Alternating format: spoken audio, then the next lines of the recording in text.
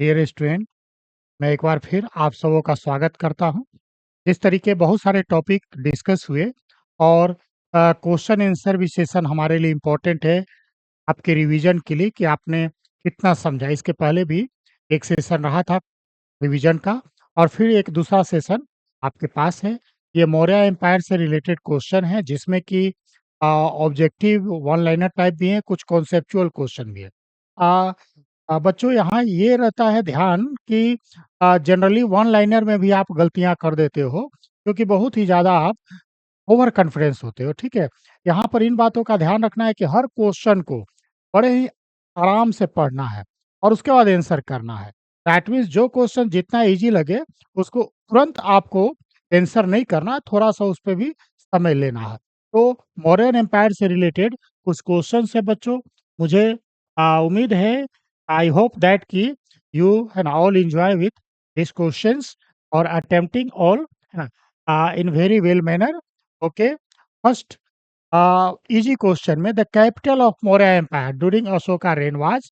अब बच्चों ये तो आप इजी वे में ही करोगे, दैट मीन्स पाटलिपुत्रा, है ना? तो मौर्यन एम्पायर की कैपिटल पाटलिपुत्रा थी और अशोका के टाइम में भी पाटलिपुत्रा रहेगी, है ना? इवन नंदा डायनेस्टी के टाइम में भी पाटलिपुत्रा थी, तो यहाँ कोई कंफ्यूजन नहीं होना चाहिए। सेकंड क्वेश्चन है, which of the following was not a feature of Mauryan polity?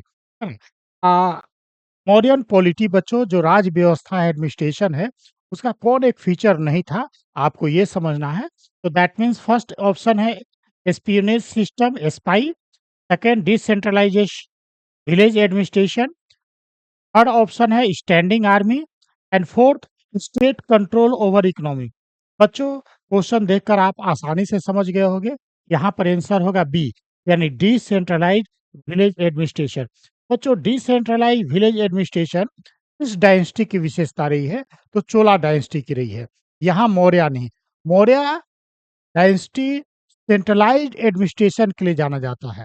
That means Mauryan ruler जिन्होंने एक वास्ट एम्पायर बनाया बच्चों, ये एम्पायर को इन्होंने एक सेंट्रलाइज्ड एडमिनिस्ट्रेशन दिया और इंडियन सब कॉन्टिनेंट में सेंट्रलाइज्ड एडमिनिस्ट्रेशन का बेस्ट एग्जाम्पल बच्चों मौर्य एडमिनिस्ट्रेशन रहा। तो यहाँ पर आपका डिसेंट्रलाइज्ड विलेज एडमिनिस्ट्रेशन ये नहीं होगा, यानी ये फीचर जो है मौर्यों का नहीं है, इसको ध्यान रखना।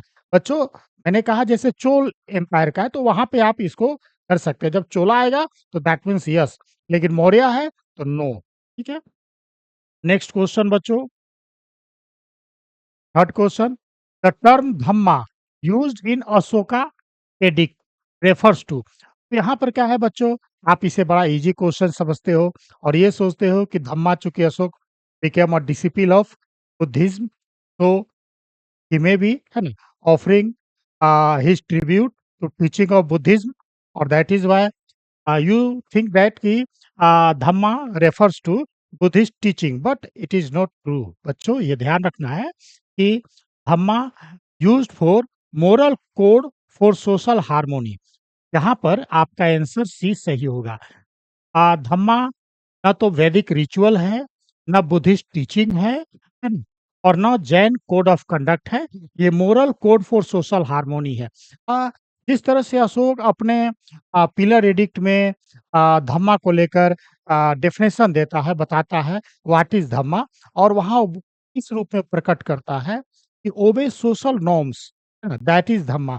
दैट मीन्स आप अगर सामाजिक व्यवहार को मानते हो तो आप धर्म का पालन कर रहे हैं। ये सामाजिक व्यवहार क्या है, माता पिता का आदर करना, बड़ों का आदर करना, गुरु का आदर करना, इस तरह से। तो यहाँ कहीं पर आपको ये ना लगेगा कि जैन टीचिंग है या बौद्ध टीचिंग है या रिचुअल्स है, बल्कि ये सभी जो भी रिलीजन है उसके एसेंस है, जो हमें एक अच्छा वे ऑफ लाइफ है ना, और एक अच्छा सोशल कंडक्ट ये हमारे सामने प्रस्तुत करते हैं। तो बच्चों ध्यान रखना है, यहाँ पर term dhamma refers to moral code for social harmony. Fourth question, who is considered the founder of the Mauryan empire? ये वेरी इजी क्वेश्चन है, आप आसानी से इसके आंसर करोगे, चंद्रगुप्त मौर्य। ठीक है, कभी कभी बच्चों क्या होता है कि आपको कंफ्यूज करने के लिए चंद्रगुप्त मौर्य और चंद्रगुप्त फर्स्ट भी दे दिया जाएगा, ध्यान रखना है। ऐसे क्वेश्चन में आपको काफ़ी केयर रखने की ज़रूरत है। जब चंद्रगुप्त फर्स्ट आएगा तो ये समझ लेना है कि वह गुप्ता डायनेस्टी का है और जब चंद्रगुप्त मौर्य आएगा तो मौर्य डायनेस्टी का। तो founder of Maurya dynasty Chandragupta Maurya. देखो इन छोटी-छोटी बातों का ध्यान रखना बहुत ज़रूरी है बच्चों, क्योंकि एग्ज़ाम में काफ़ी ज़्यादा है ना, ओवर कॉन्फिडेंस में जानते हुए भी गलतियाँ हो जाती हैं और बच्चे 1 नंबर से रह जाते हैं। ऐसा नहीं होना चाहिए क्योंकि आप सभी डिज़र्विंग कैंडिडेट जो मेहनत करके अपना एक अलग है ना, मुकाम पाना चाहते हो बच्चों, तो यहाँ पर आपको इन क्वेश्चंस को पढ़ते वक़्त भी केयर करना है और इसके आंसर देते वक़्त भी केयर करना है कि क्या आंसर हो सकता है। तो यहाँ जिस तरह से मैंने कहा कि कभी-कभी ईज़ी क्वेश्चन भी आप बच्चों से गलत हो जाया करता है, इस पे आपको खास ध्यान रखना है।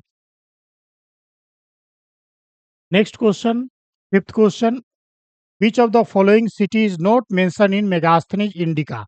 बच्चों मेगास्थनीज जो कि ग्रीक एम्बेसडर है, चंद्रगुप्त मौर्य के कोर्ट में है और he wrote indica in Greek language, यूनानी भाषा में उसने इंडिका पुस्तक लिखा बच्चों।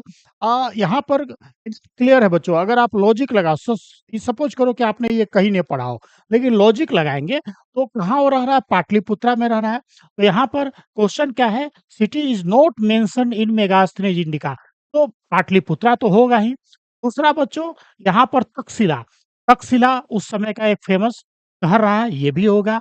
उज्जैन भी होगा और नहीं होगा, that means this city is not mention in Megasthenes Indica, यहाँ पर कलिंगा, यानी आंसर डी सही होगा। बच्चों आप ये बेहतर जानते हो कि कलिंग को लेकर अशोक ने युद्ध किया और अशोक चंद्रगुप्त मौर्य के बाद, यानी चंद्रगुप्त मौर्य के बाद बिंदुसार और बिंदुसार के बाद फिर अशोक, यानी Ashoka was grand son of Chandragupta Maurya. तो यहाँ पर क्या है कि कलिंग की विजय जो होती है वो अशोका के टाइम है, तो मेगास्थनीज इसका वर्णन कैसे कर सकते हैं आपने इंडिका में, ये आपको लॉजिक लगाना। इस तरह के जब भी क्वेश्चंस आएँगे, तो थोड़ा आप लॉजिक लगा सकते हो। अगर याद है अच्छी बात है, अगर आप लॉजिक लगा के सही कर सकते हो, तो यहाँ पर बच्चों इसका आंसर होगा कलिंगा। दैट मीन्स कलिंग जो है इसका which city is not mention in Megasthenes indica, Kalinga. इसको आपको ध्यान रखना है। क्योंकि ये जो सिटी हैं, ये बच्चों ये मेंशन है और ये मेंशन नहीं है। तो इस बात को ध्यान रखना है कि Kalinga was not mention in है ना, Megasthenes Indica. Next question, Ashoka major rock edict 13 talks about. Ashoka का जो बृहद शिलालेख 13 है, उस इस ये के विषय में आपको जानकारी देता है। तो Buddhism spread in south India, ये सही नहीं है। अशोका कॉन्क्वेस्ट ऑफ कलिंगा, ये बच्चों सही है। सोशल रिफॉर्म की भी कोई ज़रूरत नहीं है, ट्रेड रेगुलेशन इसकी भी ज़रूरत नहीं है। जिस तरह से मैंने रॉक एडिक्ट आपको बताया हुआ है, तो 13 रॉक एडिक्ट जो कि कलिंग वार के विषय में बताता है और कुछ नेबरिंग जो रूलर हैं, उनके विषय में बताता है। ये लॉन्गेस्ट रॉक एडिक्ट है अशोका का, तो बच्चों यहाँ पर आपका आंसर हो जाएगा B, that means Ashoka conquest of Kalinga, इसको ध्यान में रखना है। नेक्स्ट आपका क्वेश्चन है, who was the Greek ruler defeated by Chandragupta Maurya? ये आपके लिए ईज़ी है बच्चों, ये आपने पढ़ा हुआ है, सेल्यूकस निकेटर। और सेल्यूकस निकेटर को डिफीट करने के बाद चंद्रगुप्त मौर्य ने वो सारे एरिया जो कि इनके कंट्रोल में था उसको दोबारा हासिल किया और इसी कारण चंद्रगुप्त लिबरेटर को first liberator, sorry Chandragupta Maurya को फर्स्ट लिबरेटर ऑफ इंडिया भी कहा था, अर्थात भारत का मुक्तिदाता, इस तरह से। तो सेल्यूकस निकेटर को चंद्रगुप्त मौर्य ने पराजित किया बच्चों। नेक्स्ट आपका क्वेश्चन है, the language used in most of Ashoka inscription is. Ashoka के इंस्क्रिप्शन में किस लैंग्वेज को सबसे ज़्यादा यूज़ किया गया है, मोस्टली यूज़ किया गया है बच्चों?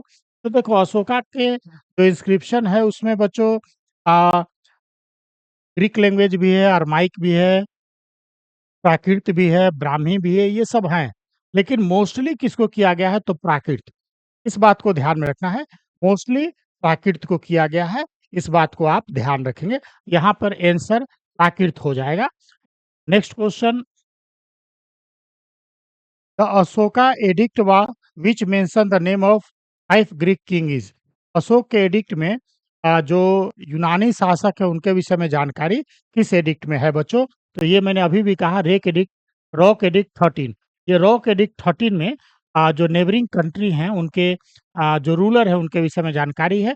रॉक एडिक्ट 13 में कलिंग वार के विषय में भी जानकारी है और आपके 5 ग्रीक किंग के विषय में भी जानकारी है ना। नेक्स्ट क्वेश्चन बच्चों, Kautilya was also known by which of the following name? बच्चों ये तो आपने बहुत पहले से भी जाना हुआ है, कौटिल्य जी ने विष्णुगुप्त भी कहते हैं, चाणक्य भी कहते हैं, तो यहाँ पर बोथ ए एंड बी सही है। इसका आंसर होगा C, that means both A and B. Vishnugupta भी, कौटिल्य, चाणक्य, है ना? ये सब एक ही नाम है, एक ही व्यक्ति के नाम है ना? Next question, the Maurya empire state policy of revenue collection is best explained in, that means कि मौर्यों के रिवेन्यू कलेक्शन बहुत ही अच्छी तरीके से कहाँ एक्सप्लेन है बच्चों? तो ऑप्शन में इंडिका ये सही नहीं लगता, मनुस्मृति ये भी सही नहीं होगा बच्चों, अर्थशास्त्र ये बच्चों सही होगा, क्योंकि अर्थशास्त्र में बहुत सारे आपके ऑफिसर्स का मेंशन है और ये ऑफिसर्स किस तरह से रेवेन्यू कलेक्शन करते हैं इसकी भी जानकारी है। रॉ क्रेडिट आपका 17 बच्चों ये सही नहीं है, क्योंकि आपने कहीं 17 रॉ क्रेडिट पढ़ा भी नहीं होगा, तो ये सब आंसर आपके गलत रहेंगे, केवल यहाँ अर्थशास्त्र, दैट मीन्स अर्थशास्त्र यानी सी को आपको सही करना है ना। नेक्स्ट क्वेश्चन है, which ruler first initiated animal protection law in India? देखो ये काफी मतलब इंटरेस्टिंग क्वेश्चन है कि ऐसा शासक जिसने जानवरों के, है ना, सुरक्षा के लिए कानून बनाए। तो आप बच्चों जिस तरह से अशोक के विषय में अशोक ने अपने रॉक एडिक्ट में, है ना, नॉन वायलेंस को, है ना, बढ़ावा दिया, अर्थात कि जो रॉक एडिक्ट फर्स्ट है जिसमें कि पशु हत्या पर पाबंदी लगाई गई। तो यहाँ पर क्या है, अशोक, यानी वह शासक कौन है जिसने पहली बार एनिमल प्रोटेक्शन के लिए भारत में कानून बनाए? अशोक। इसका आंसर हो जाएगा बच्चों अशोका। नेक्स्ट क्वेश्चन है, the main function of amatya in Maurya administration was? बच्चों मैंने आपको बताया हुआ है कि कैसे मौर्य एडमिनिस्ट्रेशन में जो हाई ऑफिसर्स होते थे, वो ऑफिशियल को अमात्य कहा जाता था, और अमात्य आपके एडमिनिस्ट्रेशन में, है ना, रेवेन्यू कलेक्शन और गवर्नेंस का काम करते थे। देखो बच्चों, रिलीजियस टीचिंग तो धम्म महामात्र करते थे, और एस्पियोनेज जो थे बच्चों, वो संस्था संचारा ये सब नाम से जाने जाते हैं, है ना। और आर्मी मैनेजमेंट बच्चों, जिस तरह से आपने सेना के संदर्भ में जो सैनिक कमांडर हैं, है ना, सेनापति के रूप में जाने जाते हैं। लेकिन जो रेवेन्यू कलेक्शन ये अमात्य, तो यहाँ पर आपका आंसर हो जाएगा बच्चों रेवेन्यू कलेक्शन एंड गवर्नेंस। अमात्य का रोल क्या था? Revenue collection and governance. Next question बच्चों, question number 14, which inscription provide the earliest epigraphic evidence of Buddhism? Earliest epigraphic evidence, Sarnath no, Barabar cave no, Bhabru edict yes, और Allahabad pillar, तो यहाँ Bhabru addict होगा। देखो बच्चों, भाब्रू एडिक्ट में ये बताया गया है कि मगध का शासक अशोक, है ना, ये बौद्ध धर्म में, बौद्ध धर्म का जो त्रिरत्न है बुद्ध धम्म संघ, उसमें अपना रिस्पेक्ट, है ना, ओबे को प्रकट करता है इस तरह से। तो ये भाब्रू इंस्क्रिप्शन जो है बच्चों काफी महत्वपूर्ण हो जाता है, और भाब्रू इंस्क्रिप्शन एक तरह से बुद्धिज्म को, है ना, ग्लोरीफाई कर रहा है कि किस तरह से अशोक जो है बौद्ध धर्म में विश्वास प्रकट करता है या त्रिरत्न में विश्वास प्रकट करता है। तो that means which inscription provide the earliest epigraphic evidence of Buddhism, और आंसर हो जाएगा बच्चों भाब्रू एडिक्ट, ठीक है, या भाब्रू इंस्क्रिप्शन। नेक्स्ट बच्चों क्वेश्चन आपके हैं, who succeeded Ashoka to the Mauryan throne? Ashoka के बाद शासक कौन बनते हैं बच्चों? तो अशोका के बाद बच्चों आपने ये पढ़ा है, समझा है कि मौर्य एम्पायर टू पार्ट में हो जाता है। ईस्टर्न पार्ट जिसकी कैपिटल पाटलिपुत्रा है, यहाँ के शासक दशरथ होते हैं, और वेस्टर्न पार्ट जिसकी कैपिटल उज्जैनी है, वहाँ के शासक कुणाल होते हैं। तो बच्चों यहाँ पर किसे आप सही मानेंगे? दशरथ। क्यों? क्योंकि अशोक पाटलिपुत्र की गद्दी पर बैठते हैं, और अशोक के बाद पाटलिपुत्र की गद्दी पर बैठने वाले दशरथ हैं। तो आपका यहाँ आंसर हो जाएगा बच्चों दशरथ। बहुत सारे बच्चे कुणाल दशरथ में कंफ्यूज करेंगे, ऐसा कोई कंफ्यूजन नहीं रखना है। यहाँ पर ध्यान रखना है कि अशोक के बाद दशरथ। क्यों? क्योंकि प्राच्य क्षेत्र और इसकी राजधानी पाटलिपुत्र है, और पाटलिपुत्र की गद्दी पर अशोक के बाद दशरथ बैठे हैं, ठीक है। नेक्स्ट क्वेश्चन है, the last Mauryan ruler was? बच्चों ये आपने काफी अच्छे से पढ़ा समझा हुआ है, बृहद्रथ। यहाँ पर आपका आंसर हो जाएगा बृहद्रथ, लास्ट मौर्यन रूलर। क्यों बच्चों? क्योंकि आपने पढ़ा है कि किस तरह से पुष्यमित्र शुंग ने लास्ट मौर्यन रूलर बृहद्रथ को रिप्लेस करके शुंगा डायनेस्टी स्टेब्लिश किया 185 बीसी में। तो दैट मीन्स यहाँ पर बृहद्रथ हो जाएगा ना। नेक्स्ट क्वेश्चन है, the officer sannidhata in Maurya administration was responsible for. बच्चों मैंने आपको बताया हुआ है sannidhata, that means revenue storage है ना। मौर्य एम्पायर में जो रिवेन्यू से रिलेटेड दो अधिकारी थे, सन्निधाता और संग्रहिता। संग्रहिता बच्चों ट्रेजरर थे, कोषाध्यक्ष थे, और सन्निधाता बच्चों आपको रिवेन्यू स्टोरेज यानी रेवेन्यू कलेक्ट करते थे। तो यहाँ पर आंसर बी होगा, इसको ध्यान में रखना है, ये क्वेश्चन बच्चों आते रहते हैं। नेक्स्ट क्वेश्चन है, which region was referred as Yavana in Ashoka inscription. यानी कौन से क्षेत्र को यवन क्षेत्र बोला गया था बच्चों? तो जो ग्रीक टेरिटरी होता था, देखो यवन डिनोट्स टू ग्रीक, यानी जो ग्रीक थे उनको यवन कहा जाता था, और ये मैंने पहले भी मेंशन किया हुआ है। तो जो ग्रीक टेरिटरीज कहेंगे बच्चों वो यवन, है ना? और इसलिए यहाँ पर अशोक के इंस्क्रिप्शन में जो यवन शब्द आएगा वो किसके लिए है? तो ग्रीक टेरिटरीज के लिए आएगा, है ना? इसको बच्चों ध्यान रखना है। Next question, who build the first Buddhist cave architecture at Barabar hill, है ना? हार्बर या बराबर हिल्स। बच्चों जैसा कि आप जान रहे हो कि ये गया में बारबर हिल है और इसको अशोका ने बनाया। बेसिकली जिस तरह से अशोक आजीवक मॉन्क को केव वगैरह दान कर रहा है, जिसमें सुदामा, कर्ण चौपर, गोपी, ये सब केव हैं, और इस रूप में एक तरह से जो केव आर्ट है बच्चों, ये अशोका के टाइम में, है ना, काफी फ्लोरिश होता है। ये मौर्यन आर्ट की एक विशेषता है जो केव आर्ट के रूप में है। और जिस तरह से मौर्यन आर्ट की एक स्पेसिफिक विशेषता इसकी पॉलिश होती है, बराबर की गुफाओं में बच्चों जो आप पॉलिश देखेंगे अमेजिंग है, काफी आश्चर्य कर देने वाली है। तो दैट मीन्स यहाँ पर ध्यान में रखना है कि ये आर्किटेक्चर जो आपने डेवलप हुआ केव आर्ट, है ना, ये किसके समय हुआ? तो अशोका के समय ना। अशोक के समय बच्चों आर्किटेक्चर काफी ज्यादा फ्लोरिश करता है, जिसमें आप स्तूप को भी देखेंगे, बड़े पैमाने पर स्तूप का निर्माण हुआ। तो इस तरह से अशोका का कंट्रीब्यूशन काफी ज्यादा आपको देखने को मिलता है। नेक्स्ट क्वेश्चन बच्चों, the edict of Ashoka were first deciphered by. बच्चों ये तो पहले भी आपको बताया गया है, जेम्स प्रिंसेप, है ना? दैट मीन्स जेम्स प्रिंसेप ने सबसे पहले अशोक के, है ना, जो एडिक्ट है शिलालेख को, है ना, पढ़ने का प्रयास किया, पढ़ने में सफलता प्राप्त की, ठीक है, इस तरह से। और इसे ध्यान रखना है, ये भी क्वेश्चन आपके जनरली आते हैं ना, जेम्स प्रिंसेप। नेक्स्ट क्वेश्चन बच्चों, आ, कुछ स्टेटमेंट हैं और उनके वो सही है या गलत, ये आपको देखना है। Ashok abolish the practice of animal sacrifice in royal rituals. बच्चों ये तो एकदम सही लगता है, जो आपने पढ़ा है जिस तरह से फर्स्ट रॉक एडिक्ट, जिसमें कि अशोक ने जो एनिमल सेक्रीफाइस है उस पर पाबंदी लगाई थी। Second, Ashok become a follower of Jainism. बच्चों ये एक तरह से समझने वाली बात है। बहुत सारे बच्चे क्वेश्चन को देखकर दोनों को टिक कर देंगे, सही है, लेकिन नहीं। Ashok was not a follower of Jainism, he was follower of Buddhism. तो यहाँ पर ध्यान रखना है कि ये सही है, बट बी यानी जो रीज़न है वो सही नहीं है। ना? तो इस तरह से आपका यहाँ आंसर क्या हो जाएगा? A is true, R is false, है ना? ये ध्यान रखना। देखो बच्चों कभी-कभी क्या होता है कि आप, मैंने कहा, ओवर कॉन्फिडेंस में जानते हुए भी आप गलतियाँ करते हो।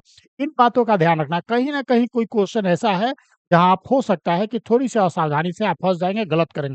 दैट मीन्स इस ट्रैप में नहीं आना, बड़े ही क्लियर होके पढ़ना है और इन चीज़ों को समझना है। That means Ashoka became a follower of Jainism, ये सही नहीं है। इसलिए आपका यहाँ पर A is true, R is false, इसको ध्यान रखना है। नेक्स्ट जो आपके क्वेश्चन हैं,